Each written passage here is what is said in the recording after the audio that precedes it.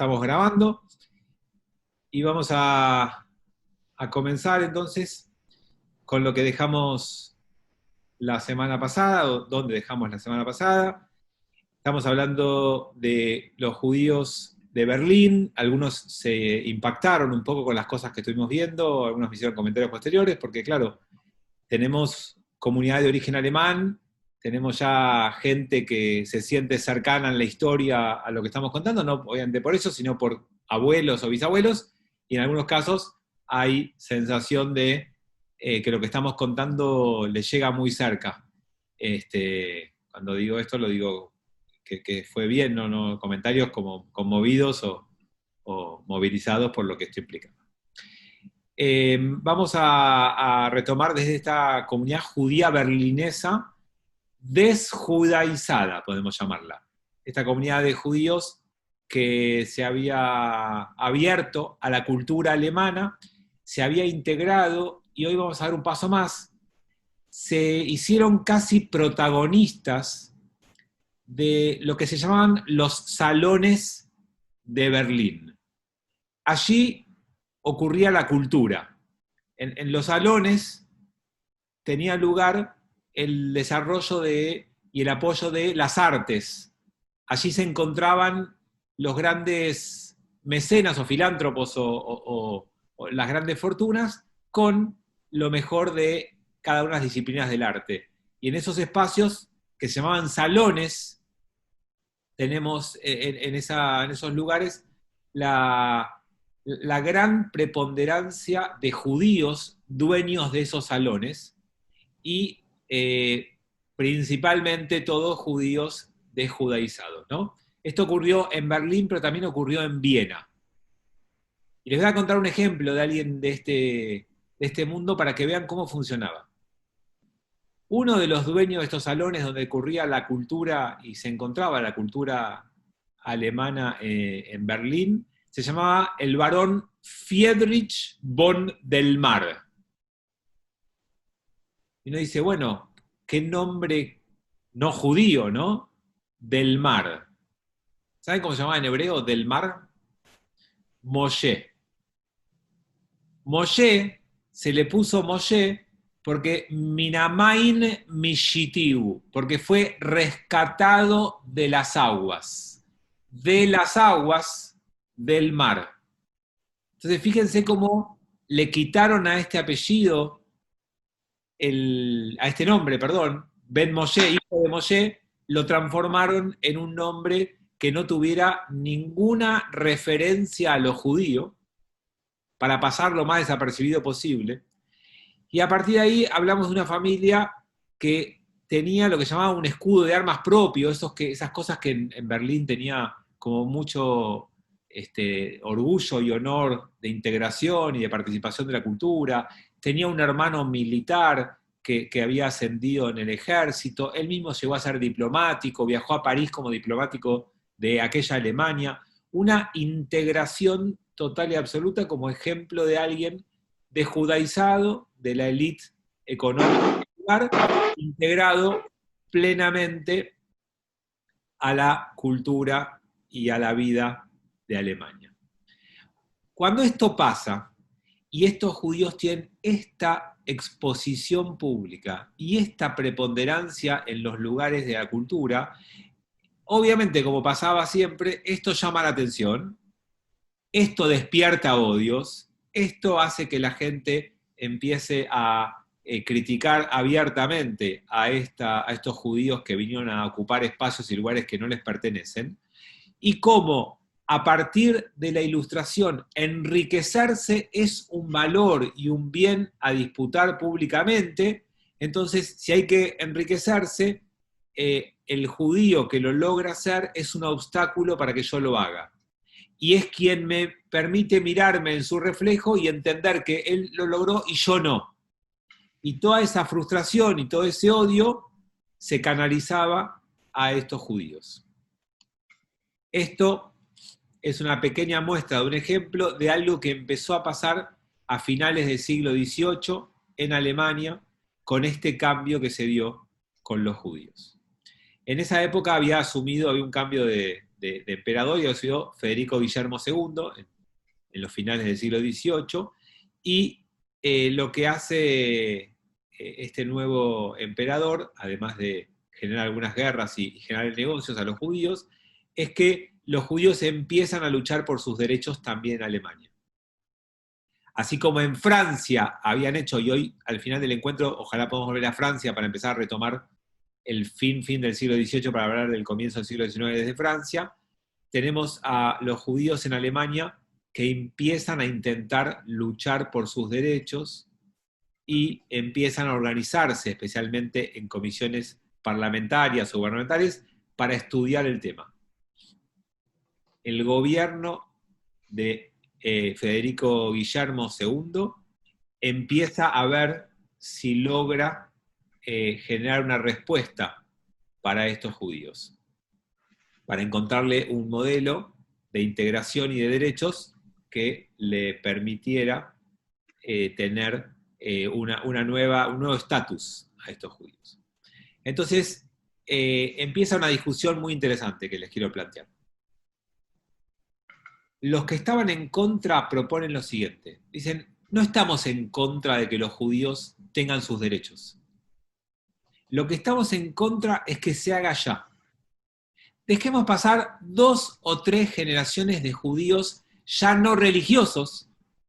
Acuérdense que lo que estamos hablando es que hay un cambio de tipología judío. Ya el judío no es más el que está encerrado y el que se viste y se diferencia, sino que es aquel que se vistió como el alemán, se integró, se afeitó, habla el alemán y quiere sumarse. Ok, esto es una novedad para nosotros. Veamos cómo funciona, dejemos pasar 2, 3 generaciones y tal vez los dejemos ser alemanes plenos. Entonces la discusión es, ¿qué debiera pasar primero? Primero, los judíos deben demostrar que son útiles, y a partir de esa demostración, después de que lo demuestren 2 o 3 generaciones, los dejamos entrar, o los dejamos entrar para que se integren y sean ciudadanos plenos y útiles al Estado. Esa es la discusión de fondo. ¿Demuestran primero o entran para poder ser plenamente?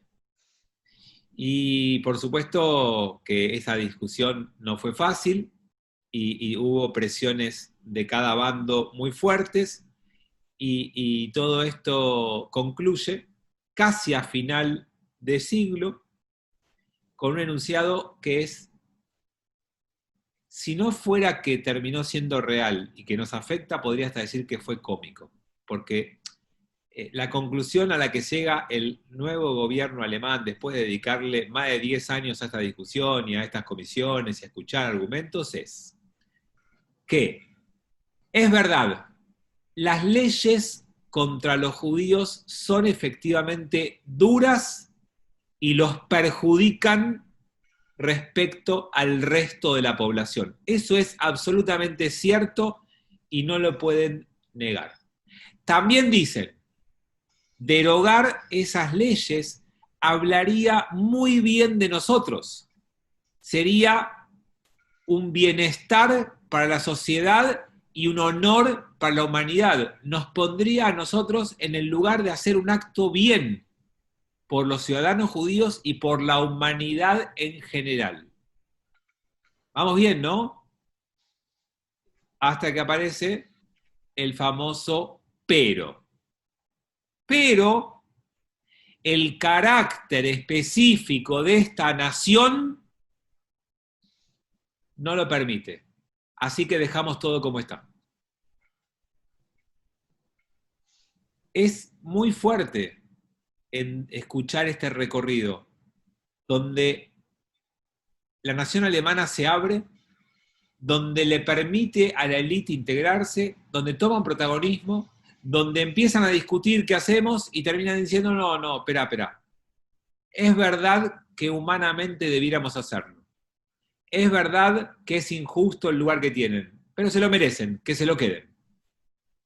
Esa fue, a grandes rasgos y en forma un poquito más bruta, la conclusión de este incipiente pedido judío de integración y de igualdad de derechos. Roberto me dice, en realidad fue otra forma de discriminación, tal cual. Por supuesto, terminó siendo eso y empezó siendo eso porque cuando hablas de un grupo de esta manera y lo denominás de esta forma y creás una comisión para ver si le das algún derecho, obviamente que ya es una forma de discriminarlo, pero en aquel momento era bastante común y esperable ese tipo de comportamiento. Muy bien, hecho esto y dejado a los judíos de esa manera, el objetivo explícito de este comportamiento alemán fue regenerar a los judíos. El objetivo de ellos era intentar que estos judíos puedan entender a través de las prohibiciones y de las leyes restrictivas que tenían, que debían hacer cambios de fondo para así poder ser integrados. Los judíos tenían que merecer la igualdad de derechos. Tenían que mostrar que se lo habían ganado. Y para eso se tenían que cambiar, reformar, regenerar ellos mismos y poder integrarse. Cuando los judíos entienden esto, algunos judíos dicen, ok, el camino entonces es la conversión. Entendemos que la única manera de ser uno más en Alemania y no tener más leyes restrictivas, ni un pie arriba de la cabeza que me impida crecer, ni un brazo que me impida integrarme, es la conversión. Ok, si ese es el camino, hubo un grupo de judíos que decidió convertirse. Y digo un grupo porque fue una propuesta colectiva. Un grupo de judíos golpeó la puerta de la iglesia cristiana luterana, no la católica, sino la iglesia cristiana luterana. Y vinieron juntos a pedirle a la iglesia cristiana luterana que los acepte en una conversión masiva. Estamos hablando del grupo élite judío berlinés, integrado económicamente y culturalmente. Lo que pasa es que pidieron una excepción. Esa comunidad judía le dijo a la iglesia luterana, nosotros estamos dispuestos a convertirnos y a tomar públicamente algunos rituales de la iglesia luterana. No tenemos problemas en bautizarnos. Si tenemos que ir los domingos a la iglesia, no tenemos problema. No es un problema la práctica de los rituales. ¿Saben lo que sí es un problema? Y lo que sí pidieron no cumplir, lo que pidieron fue no queremos creer en Jesús. No podemos aceptar el credo de su religión. No nos pidan eso, pídannos cualquier práctica ritual, no nos pidan que abracemos a Jesús. Somos capaces de dejarlo judío, somos capaces de cortar con nuestra tradición, somos capaces de incorporar rituales, pero si estamos dejando lo judío es porque la fe no ocupa un lugar en nuestra vida, no nos pidan fe. Ese fue el planteo a la iglesia luterana. Y entonces, la pregunta es, ¿esto es una nueva secta judeo-cristiana? ¿Qué es lo que pidieron ser? ¿Una nueva secta que pueda tener un judeo-cristianismo en su esencia? ¿Y los habrán aceptado? ¿Qué fue lo que concretamente pidieron? Escuchen. Si la religión protestante prescribe ciertas ceremonias, podemos aceptarlas como formalidades para ingresar a la sociedad. ¿Vos querés que yo haga un ritual? Es una formalidad, lo hago. No tengo problema. Es obvio que las aceptaremos como actos y costumbres que significan que el que es admitido en vuestra sociedad reconoce las verdades eternas y los deberes de hombre y ciudadano que comportan, pero no significan en absoluto que crean en los dogmas religiosos de vuestra sociedad. El mejor ejemplo para entender esto quizás sea hoy el ciudadano no judío que vive en Israel. El himno que tiene que cantar cuando va a un acto oficial es un himno que habla de judaísmo. Y para ser ciudadano del Estado de Israel moderno, tiene que aceptar esas formalidades. Nadie le pide nada de su fe, nadie le exige nada de su comportamiento religioso, pero formalmente tiene que aceptar ciertas cosas. En la Argentina de hoy pasa algo parecido. Nosotros con nuestros impuestos sostenemos al culto católico apostólico romano en la Argentina. En la proporción que sea, no importa, pero está. Sin embargo, en aquel momento, los judíos querían aceptar formalmente eso sin comprometerse a algo ideológico y de fe. Entonces, ¿qué respondió esta iglesia luterana de Alemania? Que se alegraban, que estaban dispuestos a abandonar la fe arcaica judía. Eso nos pone contentos, nos parece un paso adelante muy importante para ustedes, que dejen atrás y en el pasado eso. Ahora, si ustedes quieren todo el prestigio y los beneficios de ser bautizados sin creer y reconocer a Jesús, sigan siendo lo que son. Traten de regenerarse como judíos. Acá no los queremos. No sean hipócritas. No sean materialistas.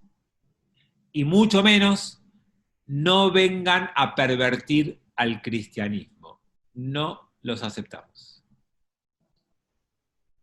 O sea que este camino que intentó sortear las dificultades para integrarse a la sociedad alemana no funcionó. Y no funcionó porque lo que le pedían era más que un acto simbólico de aceptación, y era más que un simple acting para sumarse. Querían realmente que abdiquen, que abandonen, que se olviden del judaísmo, y querían que reconozcan con plenitud la nueva religión, para ellos, ¿no? La religión luterana. Bueno, esto no funcionó, y así llegamos al final del siglo XVIII en Alemania. Entonces ahora vamos a cambiar de tema y les voy a contar en esta misma Alemania, en esta misma época, cómo nace la ortodoxia. Hoy vamos a hablar del nacimiento de la ortodoxia en Alemania, finales del siglo XVIII, comienzos del siglo XIX. Pero es súper importante que para tratar de participar de este espacio, se olviden de lo que ustedes saben sobre la ortodoxia.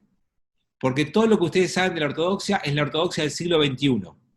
Y yo les quiero hablar de la ortodoxia del siglo XVIII y comienzo del siglo XIX, que es otra cosa. Porque hoy tiene 200 y tantos años de evolución. 230, 220, 240, depende del año que queramos tomar. Entonces necesito que suelten la ortodoxia que ustedes tienen en la cabeza y que traten de entender en el siglo XVIII de Alemania qué pasó. Yo les conté a ustedes que hubo una efervescencia con la Revolución Francesa que se expandió a los demás países, y fuimos viendo que hubo una ilustración que cambió la vida del mundo y por lo tanto cambió la vida de los judíos. Esa ilustración permitió la integración de las minorías a las nacionalidades modernas que surgían. Esa ilustración le dio a cada ser humano una aparente ilusión de igualdad. Y esa ilustración colocó a la razón por encima de todo. Y entonces esa ilustración invitó al judío a que deje su judaísmo de lado o en su casa, y ese judío se asimile, se aculture, que se saque su atuendo de judío y se integre a ese grupo nacional al que pertenecía.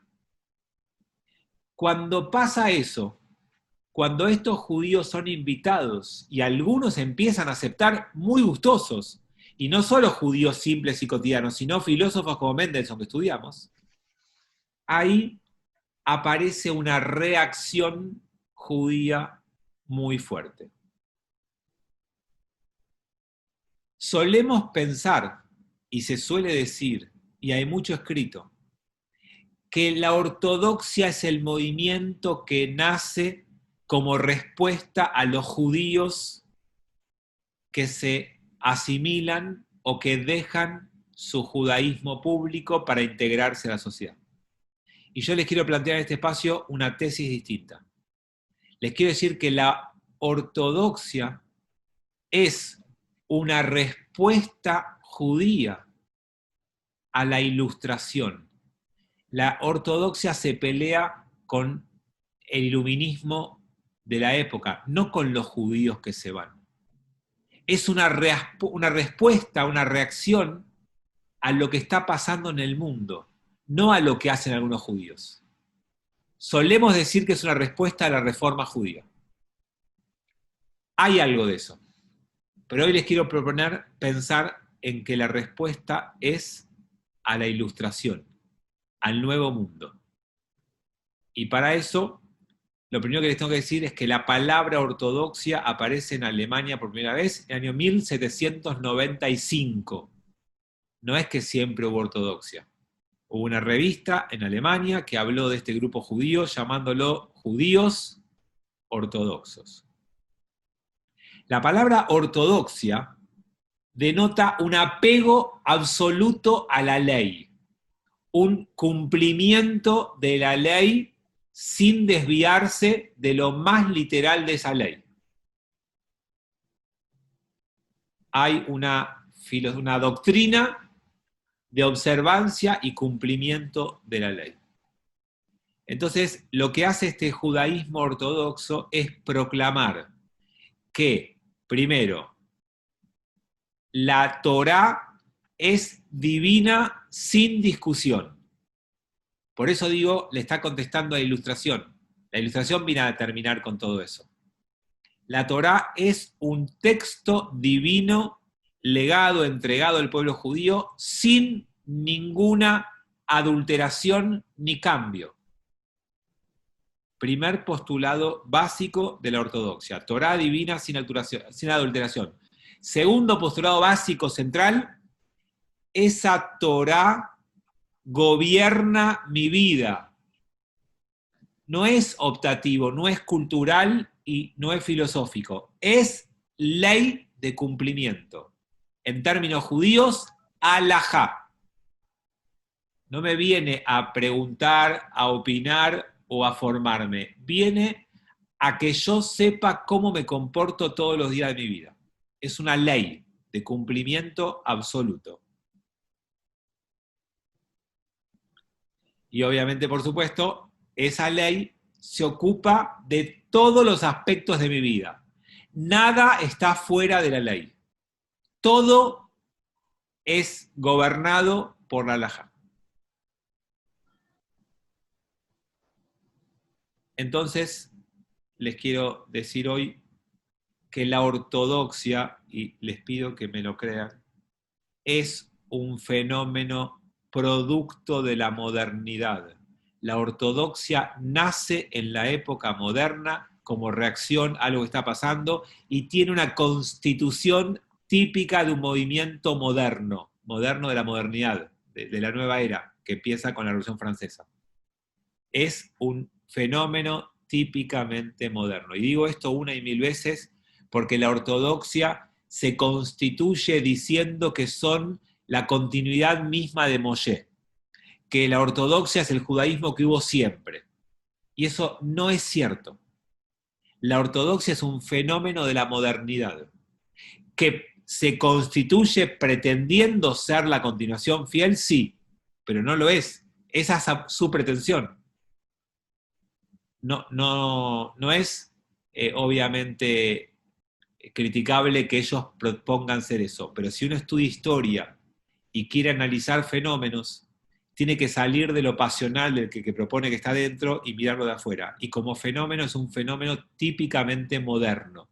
La palabra movimiento religioso ortodoxo es una denominación moderna. Tiene formato de organización moderna. Es una respuesta moderna a lo que estaba pasando. ¿Para qué se constituye? Para defender la tradición en un mundo que cuestiona la tradición. No es que algunos judíos cuestionaban la tradición, que son los reformistas, lo que hablábamos antes. No, el mundo cuestiona la tradición. El mundo moderno se constituye como moderno desafiando el valor y, y el monopolio de la tradición.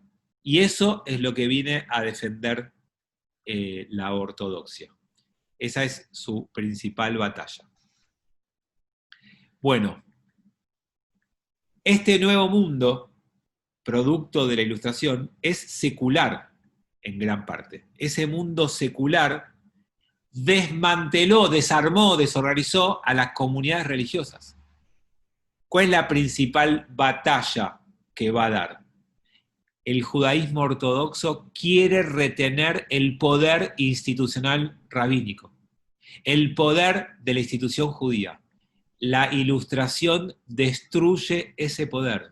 Les daré el ejemplo más claro, y ahí veo que tengo un chat a hablar, miro. El ejemplo más fuerte y más claro es si Moishe tenía un problema con Shmuel. Iba al rabino y le decía, rabino, ¿qué hacemos? ¿Quién tiene razón? Y la Ilustración y el Estado moderno te dice, Shmuel, en realidad sos Samuel. Y cuando tengas un problema, venía al tribunal civil, no al rabínico. La Ilustración socavó el poder de las instituciones judías. No fue la Reforma no tuvo ese poder, esa fuerza. Entonces la ortodoxia, que quiere reimponer ese poder y que va a luchar para poder sostenerlo o reimplantarlo, lucha contra la Ilustración. Pablo Per me escribe, ¿cómo vivían su judaísmo los judíos antes del iluminismo? Pablo, de eso veníamos hablando en el curso en los últimos meses y años. Después, si querés, lo charlamos para no distraer a toda la gente con ese tema. Así que, porque la respuesta es más compleja que una simple enunciación. Pero en principio, lo que les digo es, ese judaísmo, cero, perdón, Pablo, por favor.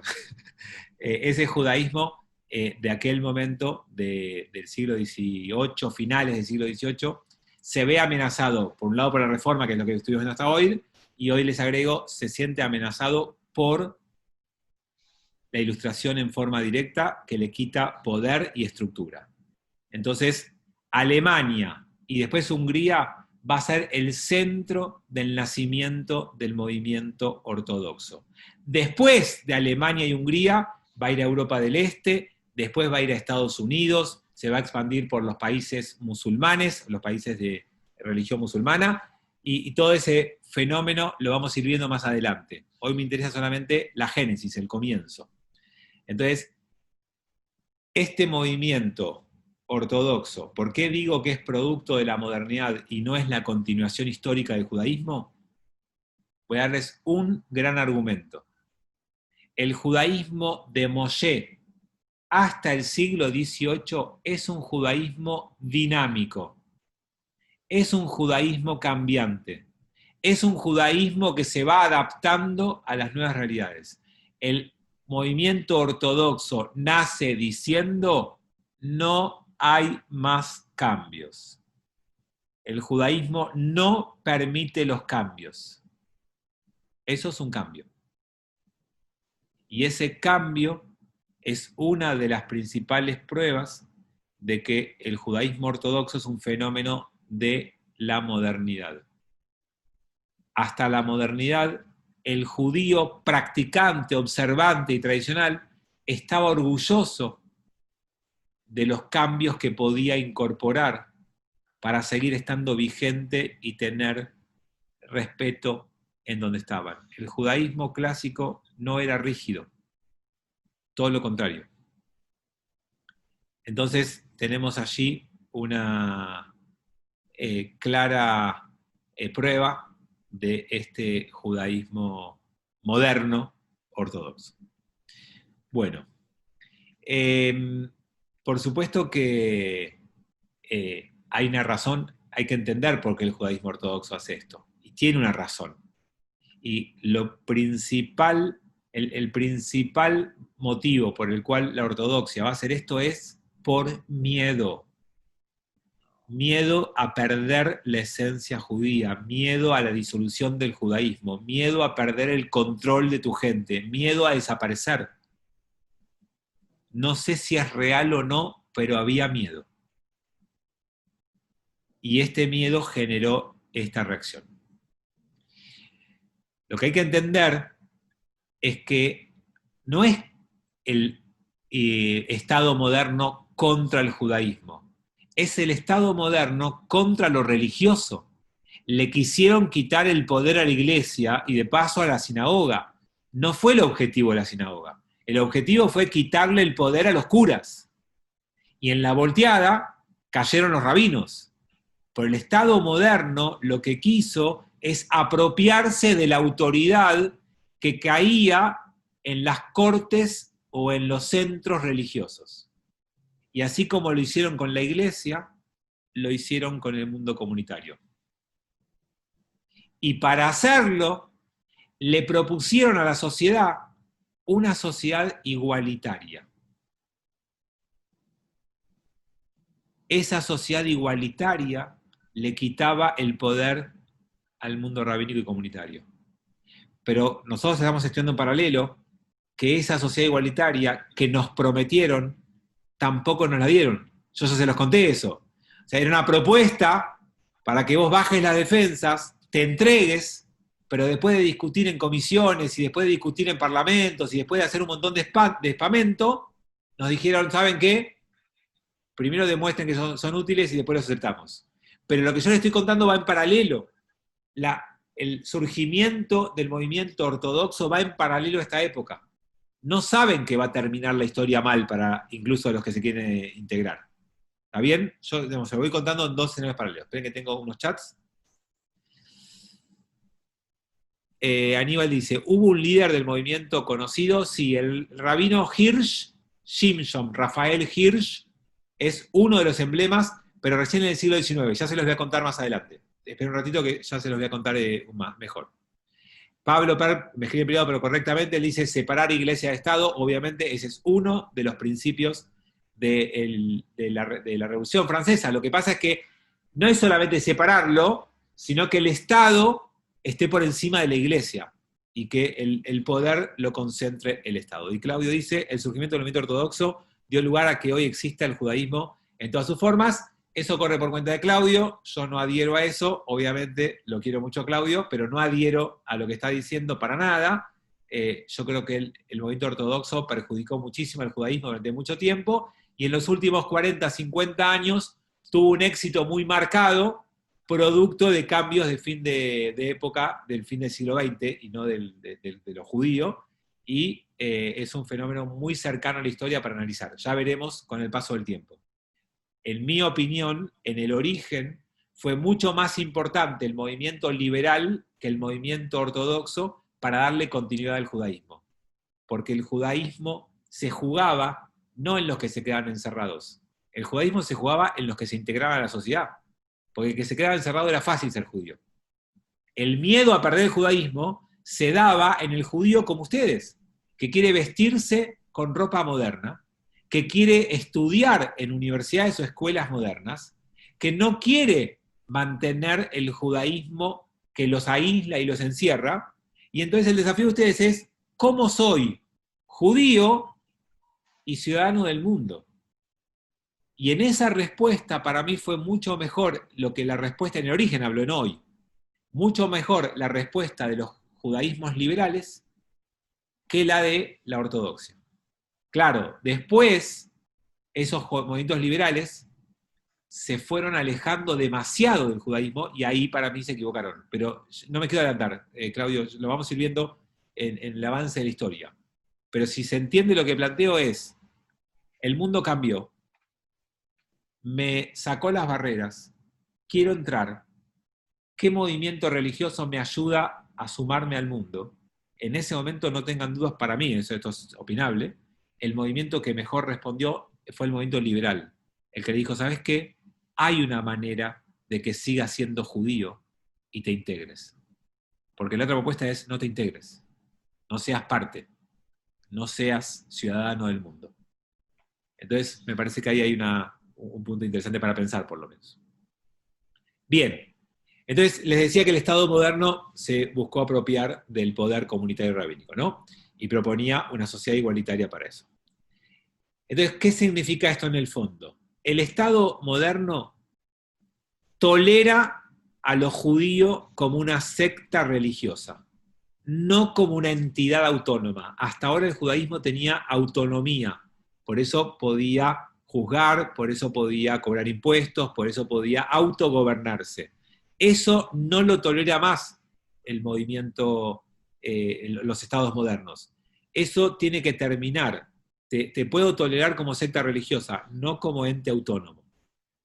Y entonces, para eso, había que reformarlos, integrarlos, hacerlos útiles a la sociedad, perdón que repita muchos de esos conceptos que son muy fuertes en esta época, y para eso había que emanciparlos y darles derecho.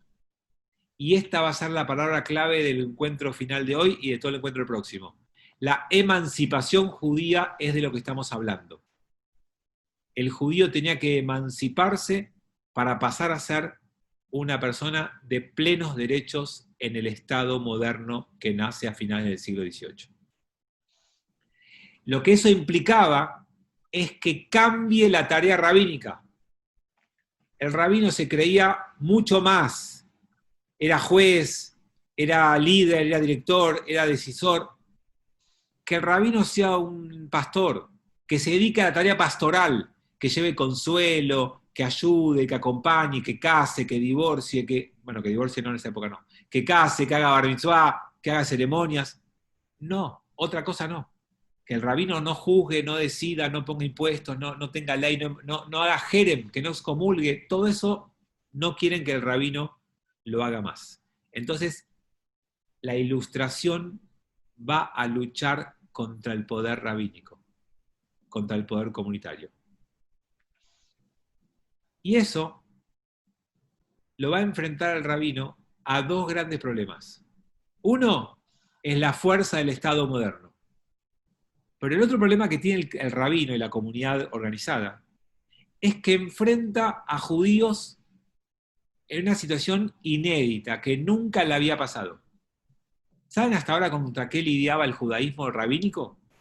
Contra sectas que querían dividir el judaísmo. ¿Se acuerdan el Shabbatai Tzvi o Frank? Los desafíos rabínicos, o Spinoza, los desafíos rabínicos era que venga un judío que quiera provocar un cisma con otra interpretación religiosa del judaísmo. Y de repente ahora es un judío que quiere dejar de ser judío. No que viene con una ideología distinta a buscar seguidores. Es algo absolutamente nuevo en la historia judía. Nunca habían tenido que lidiar con este tipo de cosas. Y esto los aleja de las recetas. ¿Saben para qué está preparado el rabino? Para enfrentar a su comunidad porque había mucho chisme en la comunidad. El rabino se enfrentaba a la comunidad porque había mucho sexo, porque había mucho vicio. Pero esto, que había judíos que querían dejar de ser judíos, es absolutamente nuevo y distinto en la tarea rabínica. Y no sabían cómo enfrentarlo. De repente, el problema es que los judíos se afeitaban en masa, que se cambiaba la ropa, que iban a comer comida cocinada por un no judío. Eso era lo nuevo, que iban a tribunales ordinarios. Esto era el desafío de la autoridad rabínica que no sabían cómo enfrentar. Y esto se agrava cuando estos judíos encima dicen al Heder, no, a mis hijos los mando a la escuela alemana, no los mando más al Heder. Esto ya se hace inadmisible para este judaísmo tradicional. Aníbal dice, ¿emanciparse de qué? De su comunidad, del poder rabínico. Tenían que emanciparse de esa ley religiosa para tomar la ley del Estado, para someterse como ciudadanos, que es lo mismo que hacían los demás ciudadanos. Lo que le pedía al judío no era nada distinto a lo que se le pedía al resto de los ciudadanos. Bueno, entonces, ¿qué tiene que hacer el judaísmo ortodoxo? Lo que hay que entender es que este judaísmo ortodoxo entiende que la ley judía y las mitzvot están sostenidos en la coerción. Solamente se pueden mantener si yo tengo la capacidad de castigar al transgresor, de exigir obediencia. Si yo no puedo exigir obediencia y no puedo castigar, no puedo mantener este modelo. Y esto es lo que sostienen los rabinos ortodoxos clásicos del siglo XIX. Y dicen, no podemos negar esto que es tan claro como el sol. El judaísmo necesita coerción y necesita obediencia. Y para ello necesita mantener el poder del castigo. ¿Quién ganó la batalla? El Estado moderno. Ninguna duda, la batalla la ganaron, se abrieron escuelas, los judíos cambiaron el Heder por la escuela, los judíos empezaron a estudiar alemán y ya no más yiddish, y se empezaron a comunicar en alemán y no en yiddish. Y toda esta gran ruptura va a llegar cuando los judíos reformistas empiezan a abrir sus grandes sinagogas en Alemania. Pero para eso tenemos que meternos en el siglo XIX, cuando hablemos de la primera gran sinagoga reformista de Hamburgo, del año 1818, y eso lo veremos cuando lleguemos al siglo XIX en Alemania. Tengo un chat y vamos a hablar un poquito de la emancipación, y para eso tenemos que ir a Francia. A ver qué dice Aníbal. Emanciparse de la comunidad para someterse al Estado. Aníbal, esto es tal cual como cuando salimos de Egipto. ¿Se acuerdan cuando salimos de Egipto? Ser libres del faraón para aceptar la Torá. Y acá la disyuntiva es la misma. Ser libres del peso de la ley de la comunidad para aceptar la ley del Estado. O sea, no hay libertad. Pero es como cuando uno crece. Yo pensé que algún día me iba a liberar de la autoridad de mis padres cuando me fuera de mi casa. Y me liberé de la autoridad de mis padres para someterme a la autoridad de mi esposa. No hubo emancipación. Hubo cambio de mando. Y como yo venía acostumbrado a obedecer a mis papás, empecé a obedecer a mi esposa y me siento bien, estoy feliz, así que no me quejo. Pero de alguna manera la vida es pasar de una dictadura a otra. Bueno, más allá de este comentario menor, vamos a hablar un poquito de la emancipación desde Francia. ¿Quiénes son los grandes impulsores de la emancipación del siglo XVIII? Son los protestantes. No para los judíos, sino para los protestantes. Los cristianos protestantes en la Revolución Francesa están para lograr los derechos de igualdad con los demás católicos franceses.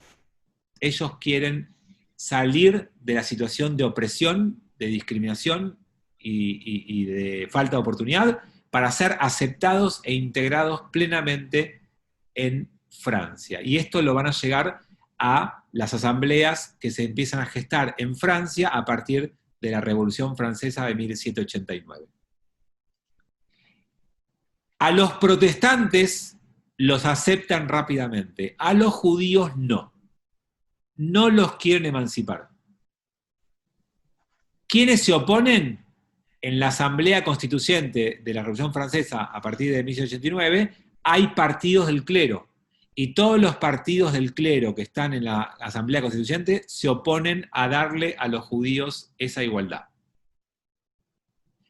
Y la frase final de 1789 en la Asamblea Constituyente es: a los judíos como ciudadanos, todo. A los judíos, a los judíos como ciudadanos, todos. Como nación, nada. A los judíos como judíos, todo. Como nación, nada. Sin embargo, esperen que tengo un chat y ahora sigo. Pablo dice: porque la manija la tenían los católicos y su iglesia, reyes por derecho divino, el Papa declaraba quiénes podían ser reyes, por eso los protestantes apoyaban los canos, tal cual. Y por eso, obviamente, los judíos siempre estuvimos en movimientos de izquierda, porque el statu quo nunca nos beneficiaba y siempre queríamos cambiar esa realidad. Y por supuesto que eso va a ser posible con la guillotina, pero para eso faltaron un par de años, y con la caída del rey Luis XVI, que es lo que va a terminar con todo esto. Pero antes de eso, quiero contarles un poquito más, y ya cerramos el encuentro de hoy, este tema de si a los judíos como persona o como nación, que es lo que habría que haber hecho, ¿no? Porque en realidad, en las internas de la Revolución Francesa, algunos querían promover a los judíos y borrar el judaísmo. Las personas judías tenían derechos como ciudadanos, si se olvidaban del judaísmo, si resignaban el judaísmo.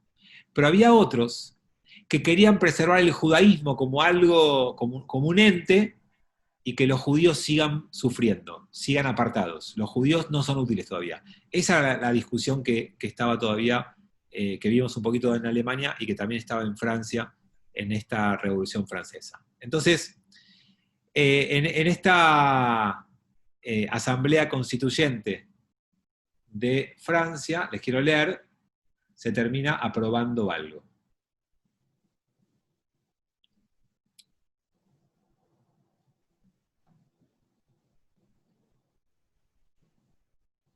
Votación, fines de 1789, 408 contra 403 votos.